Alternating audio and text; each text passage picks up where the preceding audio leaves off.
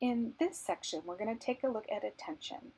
Our objectives today are to appreciate that the focus of your attention largely determines what your experience is, and therefore how you view the world and how you define who you are.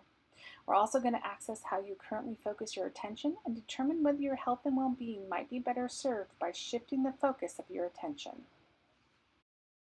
Go ahead and take out the worksheet on attention. Once you're finished reading it, please resume the video. Attention has been described as one of the three defining aspects of a working brain. This system includes attention, memory, and action. When engaged in a meaningful activity, we first pay attention to salient information. We then use memory to process this information and the meaning of the information. Finally, we use the information to take some kind of approach or avoidance action. Out of the vast amount of information, feelings, and memories available to you, only a small number are selected as being relevant to your current situation. These few stimuli, those that get your attention, are used to synthesize a coherent model of your world. You use this model to generate plans and take action. The actions you take define who you are as a person. Your use of attention, therefore, creates your sense of self and of the world. The process of promoting positive plastic change starts with deciding what gets your attention and what is ignored. Mindfulness practice has been conceptualized as the training of attention functions. There are two key aspects of attention and are called the attention matrix and the attentional vector. Matrix. The attentional matrix refers to brain systems that regulate your ability to pay attention. These include arousal, the ability to detect stimuli that are new, different, or important, and the ability to focus on certain stimuli and ignore others. Vector. The attentional vector refers to brain systems that regulate the target of your attention, what you pay attention to. We assume that you have the ability to pay attention, so our main interest is the vector system that determines what you decide to pay attention to. Orienting, deciding what you want to focus on, your selection to attend to one stimulus and to ignore others is called orienting. Orienting can be overt, as when your eyes point towards an object or location. It can also be covert, when you mentally shift your focus of attention without giving any physical evidence of the change.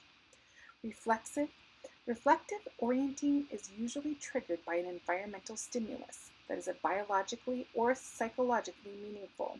It is an automatic, fast activation. Controlled orientation is monitored by your executive brain, which interprets a situation and decides what stimuli are important and meaningful. Controlled orienting is related to working memory and higher consciousness, and is attention that supports your efforts to promote positive plastic change. We're going to take a look at the attention adjustment plan. Please go ahead and pause the video, take out the sheet and read through it, and resume when ready.